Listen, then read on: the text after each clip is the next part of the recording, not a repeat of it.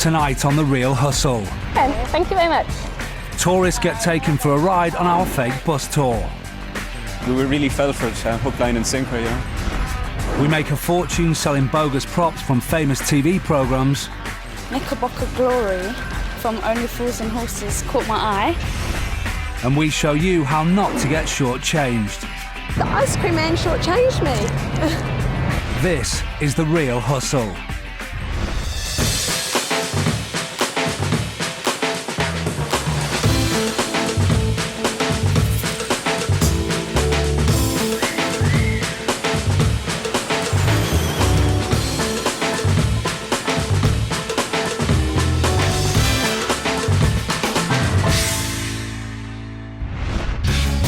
We're going to uncover the secrets behind the most popular scams being carried out by con artists in Britain today. Our real hustlers are Alex, a confidence trickster; Jess, a sexy swindler; Paul, the scam artist. They've been travelling the UK to demonstrate to our hidden cameras exactly how the cons work. All the people in this show have been hustled for real, and after being given their money back, they agreed that the footage could be shown so you can avoid being ripped off by the same scams.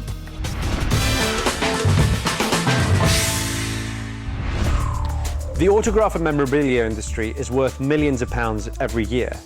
Now, in an industry where authenticity is the key, a good hustler can con his way into a fortune, especially if you're paying by cheque. Alex and Paul have taken on a stall in this street market for the day and are setting up to sell props and autographs from old and well-known television programmes. Get your authentic autographs here! In the mock prop scam. Ricky Gervais's boxing gloves from the charity match. Yeah. Remember that fight he had? Like hardly been used, he hardly got a hand. Think about who's this? What's the boomerang? That's a boomerang. It's used by one of the characters in Neighbours. This scam works because there is huge interest in all things showbiz. And if the enthusiast believes they're picking up a bit of memorabilia from their favourite show, they'll be as happy as Larry. But they won't be too happy when they find out where Alex, Jess and Paul have got them from. The hustlers have just been to a car boot sale and bought a load of junk items that they'll say have come from a variety of TV shows. Oh yeah. Fawlty Towers? I know it was a moose, but... play your cards right? Bruce Forsyth? Signed by Bruce Forsyth? Oh, Memoirs of a Geisha. Yeah, that's good. Memoirs of a Geisha. You sign him. To make matters worse, they're going to fake all the autographs themselves.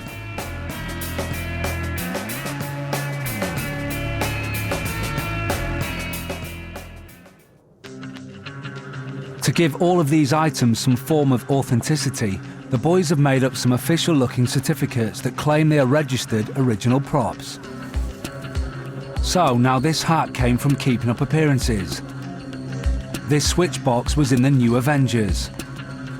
And the garish shirt belonged to Pat Butcher on EastEnders. Will anyone be taken in by these claims and buy this old junk? Surprisingly, business is brisk. Yeah, it's just... Alex sells this lady signed photos of Sean Connery and Michael Caine. Well, you know, it's birth service. I think it's brilliant. Therefore, I'm going to get some frames to frame them up and put them on my wall. Paul sells another woman a prop from a well-known comedy show. Everyone believes they bought the genuine article. This Knickerbocker glory from Only Fools and Horses caught my eye. 15 altogether. I bought this beautiful oriental umbrella. I also bought some ketchup and brown sauce bottles from Ian Beale's Cafe from EastEnders, which is great. I also got an ashtray with it as well. And I paid £20. Thanks anyway. We told her she's just bought some old bric-a-brac. Oh, been ripped off then.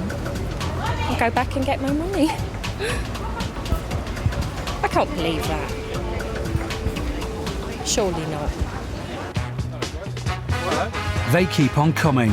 But selling fake autographs and props isn't the only scam the boys are running today, as this man is about to find out. That's Jimmy Nail's hard hat from right. Feeders and Pet. Yeah. Play your cards right, the actual cards that Bruce Forsyth used. I'll take those. Do you take a check at all? Yeah, take a check. Yeah, all right. Okay. He wants to buy the large playing cards and a signed photo of Bruce Forsyth for £30, but he's about to make a huge mistake by paying for it by cheque.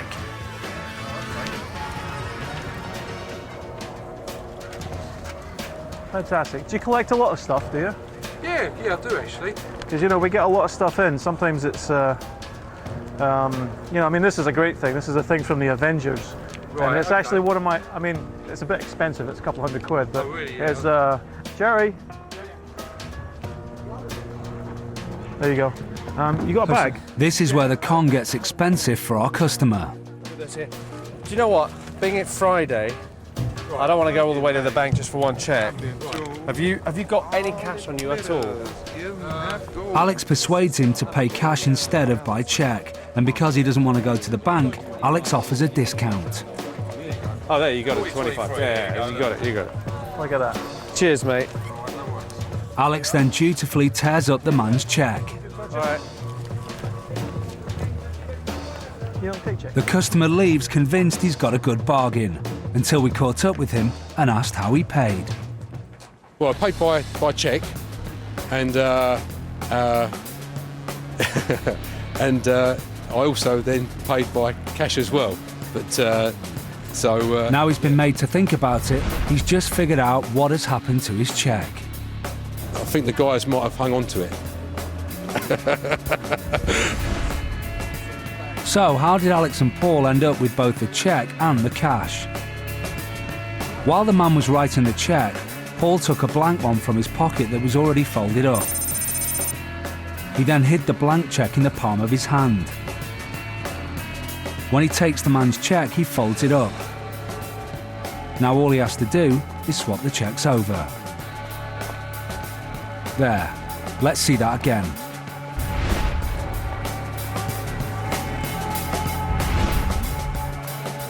So when Paul passes the cheque over to Alex, he's passing the blank one that was in his pocket, and the real cheque is still in his hand. The customer sees Alex tearing up the cheque, but in reality, it's the blank one.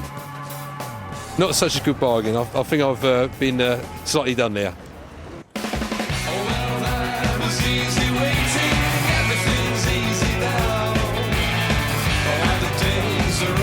It's the end of the day and the boys have sold all their fake autograph photos, well except for that authentic moose head last seen on Faulty Towers.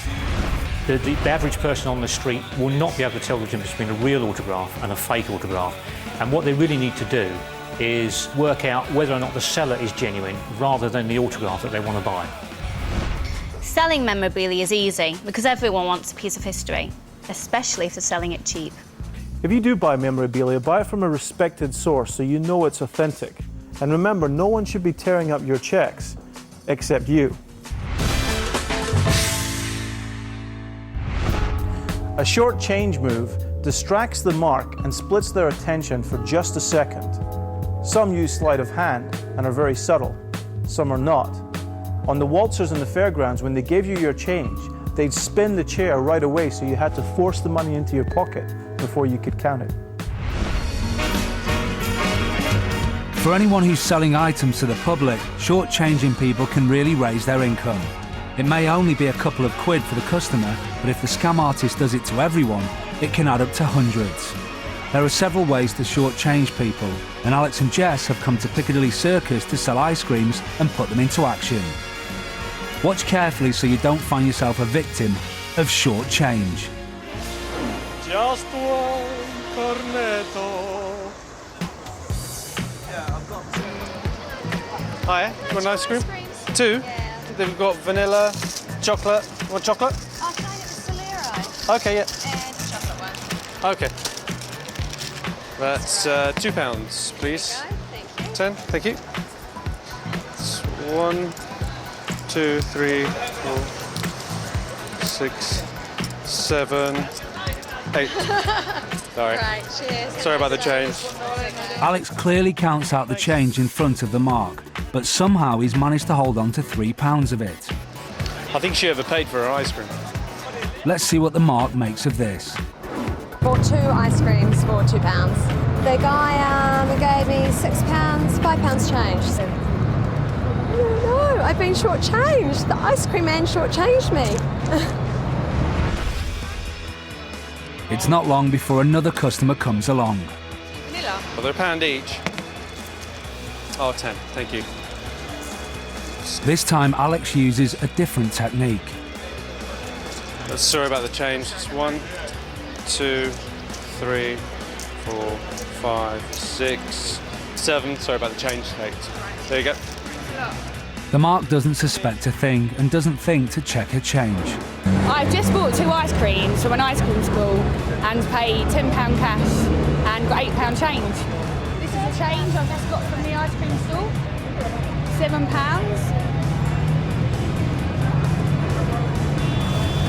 Oh, there's £7.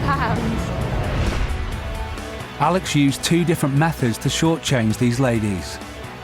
For the first woman, he counts out all £7 in his hand, but as he turns his hand over, he holds on to £3 of it. With the second woman, he used a distraction technique. He counts the money directly into her hand. He doesn't actually drop the second to last coin, he just taps it against the others and diverts the mark's attention with the final coin, pocketing £1. Where have you been? Did you sell any? You're killing it. I made about 20 quid. Did you? Yeah. Well done. See you in a bit. Do well. You didn't nick any ice creams, did you? No, I didn't. Now it's Jessie's turn, and she'll be using a different technique. See if you can spot what she's up to. Yes, of course you can. Which one do you want? Thank you. Oh, we got loads. I like Galaxy and a level. Yeah, 2. That's £2, please.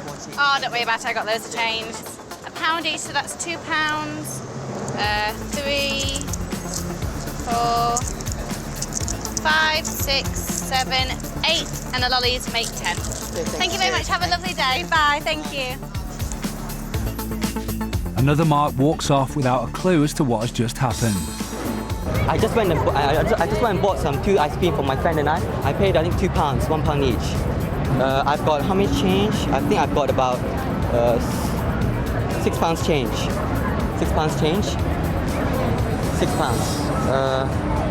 Am I supposed to have £6? £8, right? Did you spot how Jess shortchanged this man? Jess's technique is to purely confuse the mark.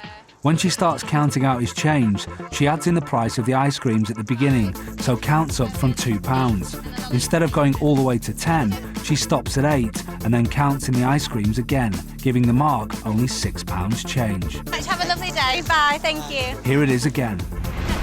£1 each, so that's £2.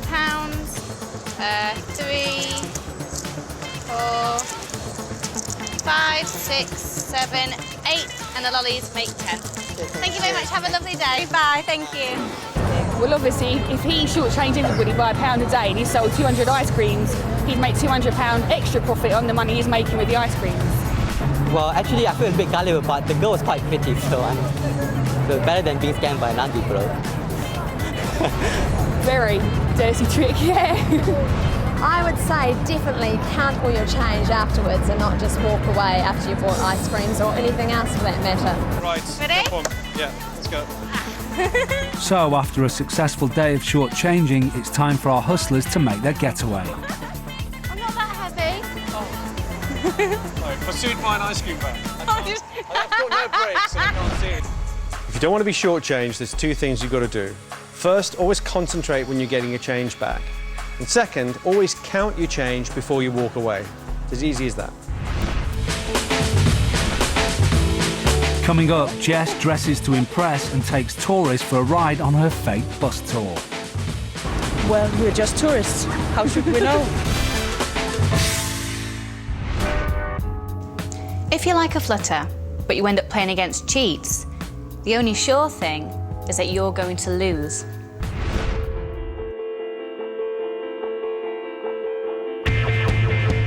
Paul has come to a popular bar, and strikes up a conversation with two unsuspecting customers. Ever the hustler, he soon won £2 from them in a simple bet. So you have to get this out of the little shovel without touching the coin and only moving 2 matches. I haven't got a clue.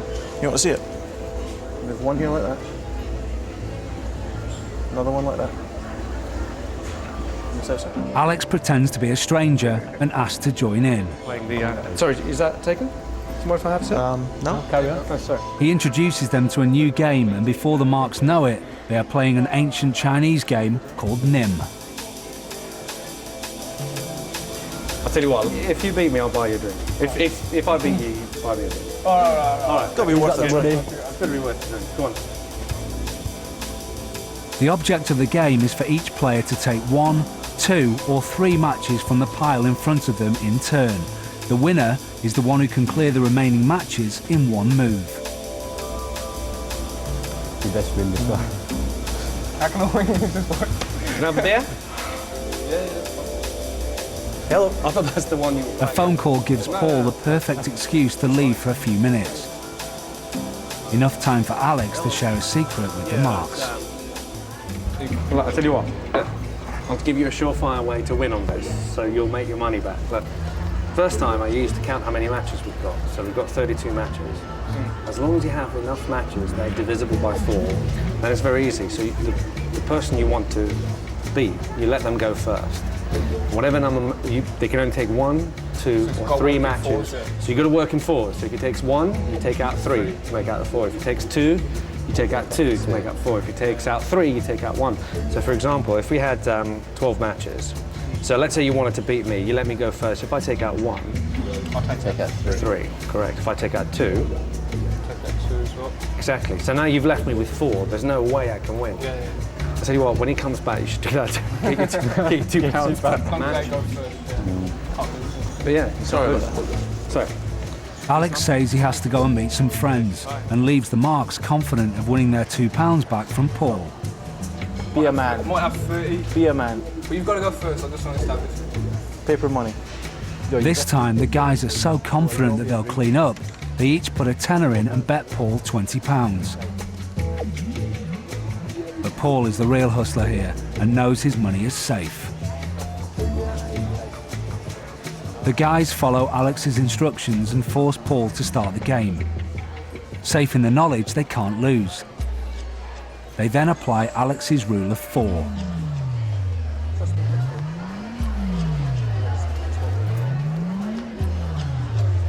But hang on, something's not right. They've lost and they have no idea how it's happened. Thank you very much. Wait, there's something to that. Gentlemen? Take my money, walk off. Paul makes a fast exit £20 up, whilst the guys are left wondering how Alex's surefire advice has left them out of pocket. Somewhat weird. We've just been taught how to play a game and We still lost it. still lost. It's actually your fault. I don't think so. It is, man. It's his fault. He's blaming the wrong person. Let's go back and see how it was done.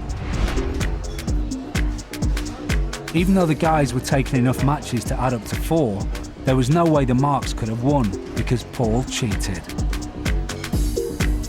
Paul uses simple sleight of hand to add 1 new match into the pile, making a total of 33 rather than 32. Remember, this game only works when there's a multiple of 4 to start with. The friends have no idea that Alex was part of the hustle. They did exactly what Alex told them to do, but they never stood a chance against this pair of hustlers. Go for it. I just can't get my head around that. What's just happened now? I think we best go and find those guys and don't have to do it again.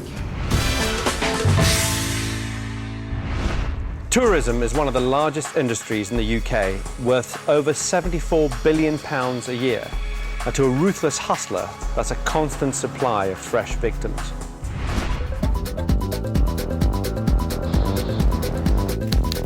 It's the lunchtime rush in Trafalgar Square, and Jess is selling bus tour tickets to the tourists. Hello. Hi. You right there? Good. You interested in our half price offer today? We're doing it as half price because the weather wasn't too good this morning. Nothing wrong with that, and in fact this Irish couple seem very satisfied customers. However, in about 30 minutes' time, they're going to be very unsatisfied, and Jess will be long gone with their money. So what exactly is going to upset them? If we go back to early this morning, we'll find Jess making up a fake ID for herself and a poster advertising a fictitious bus tour. Along with a convincing uniform, she'll be able to tap into the gold mine that the tourists bring with them in their pockets.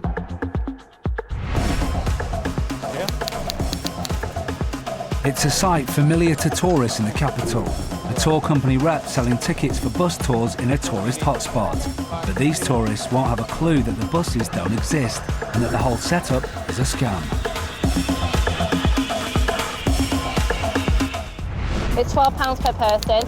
Where do we get on now from here? Back to our Irish couple. Jess tells them the bus stop is on the other side of the square and the next bus is at 1 o'clock. This gives Jess 40 minutes to sell more bogus tickets before people start coming back complaining. Okay, thank you very much. Bye. Hello. Hello. Do you have a student reduction? Yes, we do. We do a concession today. It is Another tourist is interested in Jess's half-price offer. It's guided, yes, it's guided. The microphone's any language that you want. It does most languages. Jess will say anything to make the tourists think this is the perfect deal. You get a free goodie bag as well. It's got a disposable camera in it. You can take pictures. It's got a pen, a pad, a map. Bargain. Thank you. The so-called goodie bag is worth more than the £10 they're about to hand over, and the happy tourists set off in search of their non-existent bus stop. The tourists keep on coming. Bye. All by myself. Oh, thank you very much. There you go. Thank you very much. Get you some change. Like I said, the next bus will be just behind the statue. So that'll be £36 then, please. Time is up. Jess has to cut and run before her previous customers get fed up searching for the bus stop and come looking for an explanation. £36 then, please. It's time to call Alex. Hello. Yeah, it's me. Right, see you in a minute. I'll see you in a bit. Alex arrives to close down the one and only bus tour with a profit of over £200. You done? Yeah. Gotta get out of here before they start coming up with the buses. I know. They're going to start. This con goes to show just how effective a uniform, an ID tag and a poster in the right place can be. Well, we're just tourists. How should we know? She told us the bus would be over behind this statue here, and we could see all the buses passing by there, you know, different ones. So we just presumed there would be a bus there, you know, when we went over. We've been scammed. We really fell for it, hook, line and sinker, you know. Yeah, just behind that. The mistake these tourists made was to not buy the tickets from a recognised tour operator in an office. Lovely. Are you both concessions? Or? Buying anything off the street can lead to disappointment.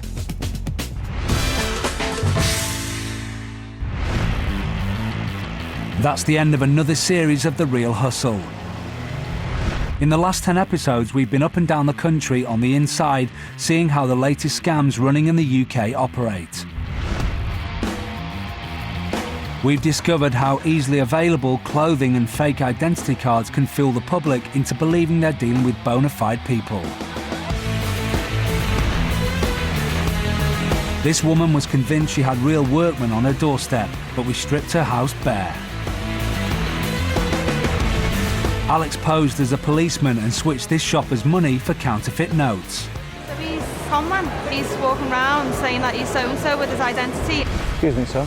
Could I ask you to come over here for just a second? For me, please. We uncovered how fake security guards will empty your pockets as they search you. We also proved that a 40-year-old scam still works by looking the part and standing by a bank's drop box. That netted our hustlers over £5 in cash. We're in so much trouble. So keep your wits about you and don't trust someone just because they've got an ID uniform. We've exposed the dangers of car ownership. Buying a car seems easy enough. Tracy Rutherford, got a search warrant for these premises. But when this lad got caught up in a police raid, he not only lost his money, Stay there. Don't move. he lost his car as well. I'm shaking. I'm still shaking. I can't believe it. Once you do get a car, the hustlers will be helping themselves to the contents of your boot while you're at a red light. Any change at all? I've got a keying on the screen, right? And then parking it could cost you dear. This man thought he was having his car valeted in this car park, but it was stolen the moment he was out of sight. Oh, you need my car. And worse still, he left his sat-nav in the glove compartment. I'm in his car, I've got his keys, I know he's not in. You do the math. And when you come to sell your car, watch out. We uncovered a con that's affecting vendors across the country. Okay. Don't panic. Can you open the door for us? The hustlers will hijack your car. Take a friend if you are buying or selling a car. And if you have a sat-nav, always remember to disguise your home address. Be wary on the high street. Con men are at work selling you a load of rubbish, from repackaged potions and lotions to fake TV props. Ricky Gervais's boxing gloves from a charity match. They'll jam you into mock auctions. £15. And rip you off with dancing dolls that don't work. I don't know why I bought it. And while you're out shopping, be cautious. The scammers are after your credit cards and will go to any length to get you to divulge your personal details. Paul stole this woman's bag and then proceeded to help her. All right, look, that's the bank call centre there. Speak to them. Cancel your card. Do you know you're... And she ended up giving Alex her PIN number and card details. Thank you. While Jess worked in this cafe, she managed to copy all the customers' credit cards and get their PIN numbers. Watch out at cash points. Alex shoulder surfed this woman to get a PIN number and switched her card while Jess distracted her. That's a real £10 note, that's not my card. And then he emptied her account. We are collecting. Beware of the scratch card swindle where you think you've won a prize of a lifetime. The con artist will make you call their premium phone line. So there is a £10 handling fee. £10 extra. For charitable. And extract your address and card details. The holy grail for hustlers is your card and PIN, so keep your details to yourself. If you've survived your shopping trip, travelling in public can potentially be a costly business, as this man found out when he had his wallet switched with a load of old newspaper. Be able to help me down the rest of the stairs. These people lost their watches playing the Good Samaritan. Thanks for your time. And going on a bus resulted in rich pickings for our hustlers. Don't make things easy for the hustlers. Keep your valuables out of sight. Be skeptical and keep your eyes open. Thankfully, real hustlers are still quite rare, and if you know what the scams are, I'd like to smash the bloody place up. You can easily avoid them happening to you. I'm going to kick our ass. Don't get hustled. Remember, if it sounds too good to be true, then it probably is.